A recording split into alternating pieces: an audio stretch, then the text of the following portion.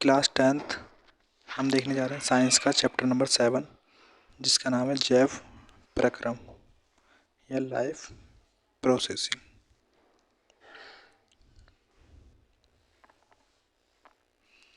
इसके हमने एक लेक्चर हमने देख लिया है, ये सेकंड लेक्चर है। मृतोपजीवी की डेफिनेशन हमने पिछली बार इस वीडियो में भी देखी थी, दोबारा देखते हैं।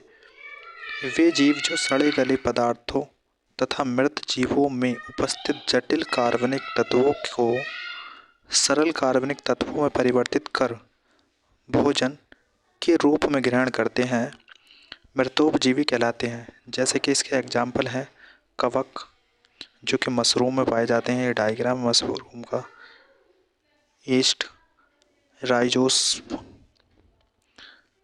etc। हमारा सेकंड पॉइंट है प्राणी संभोजी। प्राणी संभोजी तो होते हैं प्राणी संभोजी जो होते हैं इस पोषण में प्राणी जटिल कार्बनिक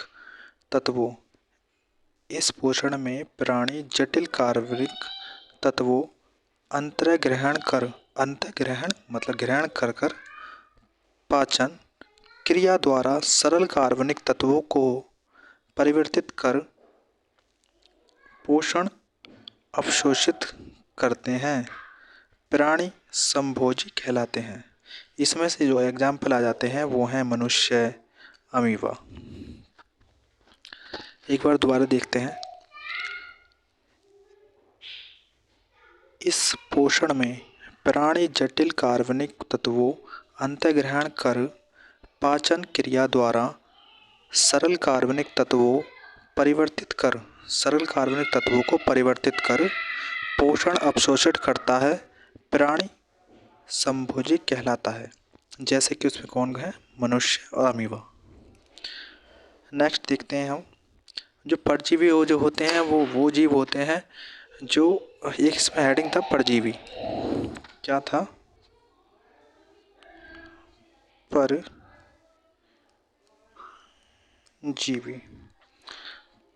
जो होते हैं, परजीवी वो जीव होते हैं जो किसी जीवित जीव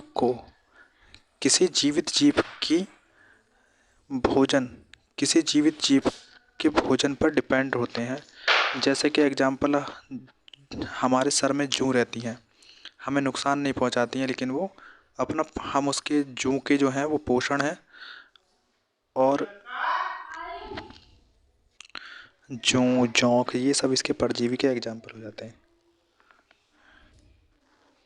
नेक्स्ट है हमारा प्रकाश संश्लेषण। देखो ये हमारा क्या है, ये हमारी क्या पत्ती है प्लांट की, ये हमारी क्या है, पत्ती है प्लांट की। जो आप देखते हो, आपने प्लांट देखा होगा, इस टाइप का होता है प्लांट, जो प्लांट है, ठीक, ये प्लांट हो गया। जो प्लांट की जो जड़ हैं, जड़ों के द्वारा क्या होता है, जड़ों के द्वारा जल का क्या होता है, अवशोषण होता है जाइलम फ्लोएम के द्वारा। ये H2O जल का अवशोषण हो रहा है ऊपर साइड, तो जल तो जाएगा, इधर से जल जाएगा अवशोषण जड़ों के द्वारा, लेकिन जो कार्बन डाइऑक्साइड होती है, CO2 गैस, वो पत्ती में ही क्या होते हैं, छिद्र पाए जाते हैं। पत्ती में क्या पाए जाते हैं, छिद्र पाए जाते हैं। उन छिद्रों के द्वारा ही कार्बन डाइऑक्साइड अवशोषित की जाती है। किस टाइप से की जाती है, अब ये तो पत्ती है, ऊपर ये क्या है, ये है हमारा क्या, सूर्य। ये क्या है हमारा, सूर्य। ये क्या है हमारा, सूर्य। सूर्य से जो प्रकाश की जो किरणें आ रही हैं, सूर्य से जो प्रकाश की जो किरणें आ रही हैं, इन किरणों के द्वारा ये इस पत्ती में क्या पाया जाता है, पर्णहरित पाया जाता है। पर्णहरित मतलब हरित लवक पाया जाता है, और हरित लवक के द्वारा ये अवशोषित सूर्य के प्रकाश को अवशोषित कर लेते हैं। और अवशोषित करने के बाद जो जल के जो अणु होते हैं उसको तोड़ देते हैं, जल के अणुओं को तोड़ देते हैं, H2 में और O2 में विखंडित कर देते हैं। अब देख लेते हैं किस टाइप से हमें इसके पॉइंट लिखने हैं। नंबर 1 पॉइंट देखेंगे हम, नंबर 1 पॉइंट देखेंगे, ये है हमारा नंबर 1 पॉइंट। यह सूर्य की प्रकाशीय ऊर्जा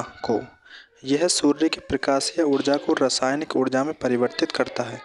यह सूर्य की रासायनिक ऊर्जा को यह सूर्य की रासायनिक ऊर्जा को परिवर्तित करता है। यह सूर्य की प्रकाशीय ऊर्जा को रासायनिक ऊर्जा में परिवर्तित करता है। यह हमारा पहला पॉइंट हो जाता है। हम देखते हैं सेकंड पॉइंट। अब जो सेकंड पॉइंट है हमारा वो है ये,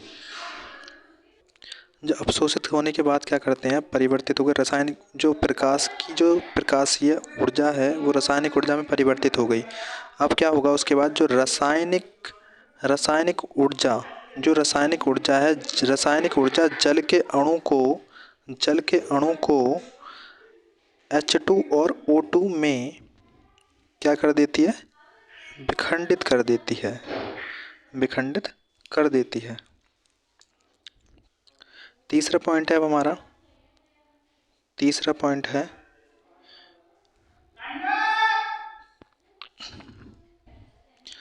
तीसरा पॉइंट में क्या है, जो H2 और कार्बन डाइऑक्साइड CO2 को अपचयित कर